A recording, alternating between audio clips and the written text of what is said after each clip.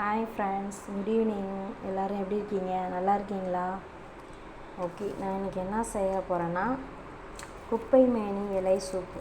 குப்பை மேனி இலைங்கிறது ஒரு சரும நிவாரணினே சொல்லலாம். ஏன்னா அந்த காலத்தில் நம்ம இச்சிங் ப்ராப்ளம், ஸ்கின் கிளைமேட்டுக்கு ஏற்ற மாதிரி ஸ்கின் அலர்ஜி ஆகுறது, இந்த மாதிரி பிரச்சனைகளுக்கெல்லாம் குப்பை மேனி இலை அவ்வளோ நிவாரணி. நம்ம இன்றைக்கி ஏகப்பட்ட மருந்துகள் தேடுறோம், செய்கிறோம். நம்ம இந்த சம்மர் சமாளிக்க முடியாமல் இருக்கிறோம். அதில் இச்சிங் ப்ராப்ளம் வருது, நிறைய ப்ராப்ளம்ஸ்லாம் வருது. ஓகேங்களா? அதை சரி பண்ணக்கூடியது தான் இந்த குப்பை மேனி இலை. இந்த இருக்குது பாருங்கள், குப்பை மேனி இலை. இதான் இந்த இலை தான் சொல்லுவாங்க. இந்த இலை பாருங்கள், இதுதான் குப்பை மேனி இலை. ஓகேங்களா?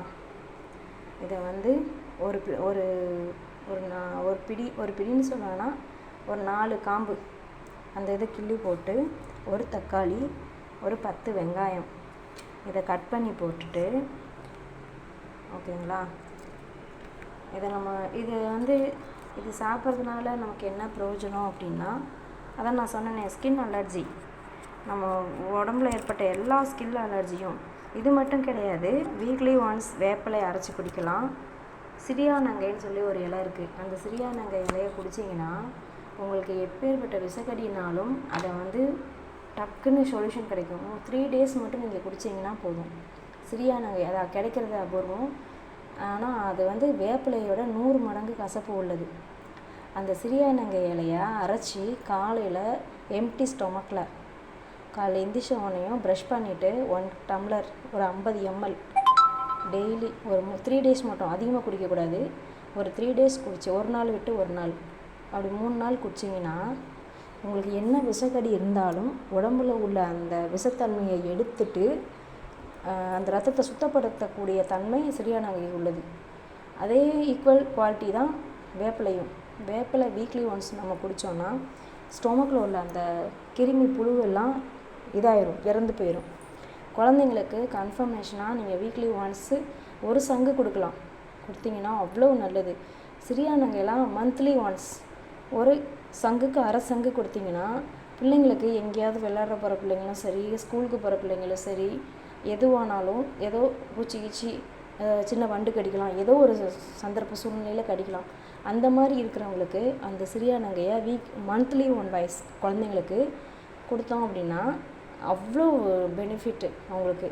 இந்த குப்பை மேனி இலையை சூப்பு போட்டு நம்ம பெரியவங்க ஒரு 30 ஏஜ் இல்லை 40 ஏஜுக்கு மேலே உள்ளவங்க, 25 மேக்ஸிமம் 80 ஏஜுக்கு உள்ளவங்க, 18 வயசுக்கு மேலே உள்ளவங்க இந்த குப்பை மேனி இலையை வீக்லி ஒன்ஸ் சூப்பு போட்டு குடிச்சிட்டோம் அப்படின்னா நம்ம அந்த ஸ்கின் அலர்ஜிக்கு நம்ம ஏகப்பட்டதை தேடுறோம்.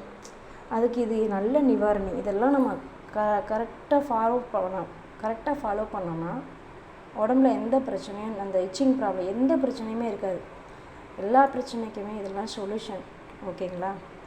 இப்போ இந்த வெங்காயத்தை கட் பண்ணி அதில் போடணும்.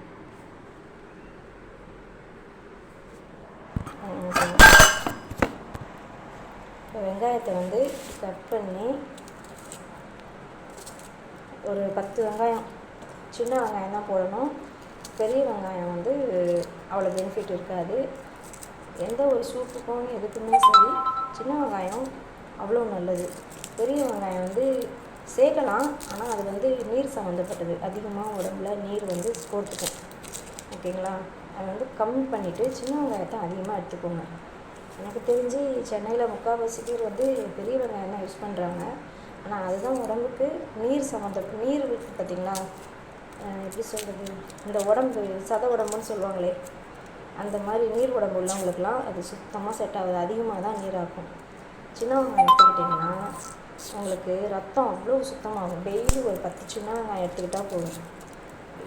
ஏதாவது ஒரு முடியுமா ஒரு 10 வெங்காயம் ரெகுலர் வைஸாக எடுத்துக்கிட்டிங்கன்னா உடம்புல உள்ள அந்த ரத்தத்தை சுத்தப்படுத்தி நார்மலாக நம்ம உடம்போட ரத்தத்தின் அளவை சீராக கொண்டு வரும்.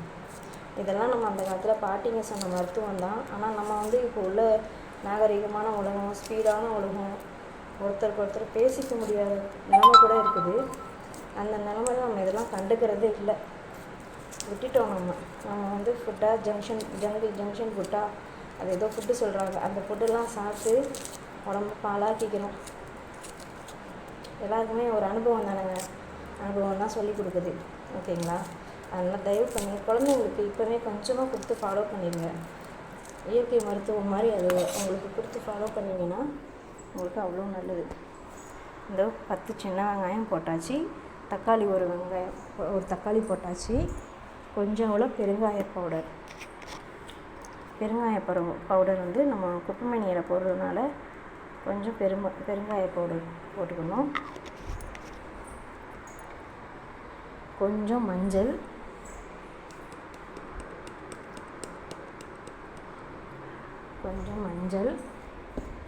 ஜீரா, கொஞ்சம் ஒரு பிடின்னு சொல்லுவாங்க ஜீரகம். ஓகேங்களா? ஜீரகம், மிளகு வந்து ஒரு 10 மிளகு வச்சுக்கோங்களேன். அவ்வளோதான். கொஞ்சம் பாசிப்பருப்பு, அந்த ஃப்ளேவர் தெரியாமல் இருக்கிறதுக்கு கொஞ்சம் பாசிப்பருப்பு, அவ்வளோதான். இதை நம்ம போட்டுட்டு வாட்டர் உங்களுக்கு எவ்வளோ தேவை வாட்டரோ அதை வச்சுக்கலாம். நான் வந்து ஒரு 2 டம்ளர்ஸ்லாம் நான் 3 டம்ளர்ஸ் வைப்பேன். 3 டம்ளர்ஸ் வச்சான்னா நம்ம ஃபில்டர் பண்ணி குடிக்கிற அளவுக்கு கரெக்டாக வரும். ஓகேங்களா? இங்கே பாருங்கள், இதில் கொஞ்சம் வெள்ளைப்பூடு சேர்க்கணும். வெள்ளைப்பூடு கொஞ்சம் சேர்த்தோம்னா, வெள்ளைப்பூடு வந்து வாய்வு ப்ராப்ளத்துக்கு அவ்வளோ நல்லதுங்க. வாய்வு இருக்கிறவங்களுக்கு வெள்ளைப்பூடு ரெகுலராக சேர்த்துக்கோங்க. நீங்கள் வந்து எந்த உணவு வகை மூலியமாவது சேர்த்துக்கலாம். ஓகேங்களா? வெள்ளைப்பூடு சேர்க்கணும். இஞ்சி, வெள்ளைப்பூடு, பெருங்காய பவுடரு இதெல்லாம் நம்ம சேர்த்துக்கிட்டோம்னா, நம்ம சேர்க்க மாட்டேங்கிறோம், அதெல்லாம் சேர்த்துக்கிட்டோம்னா நம்மளோட உடம்புல உள்ள எல்லா பிரச்சனையும் தீருங்க. நம்ம ஓடிக்கிட்டு இருக்கிற உலகத்தில் அதான் சேர்க்கறதுக்கு டைமும் இல்லை, உரிக்கிறதுக்கு டைமும் இல்லைங்கிறாங்க. ஆனால் வெள்ளைப்பூடு வந்து அதிகமாக சேர்த்தா உடம்புக்கு ரொம்ப நல்லது. ஓகே ஃப்ரெண்ட்ஸ், நான் அதை முடிச்சுட்டு காமிக்கிறேன் எப்படின்னு. ஓகேங்களா?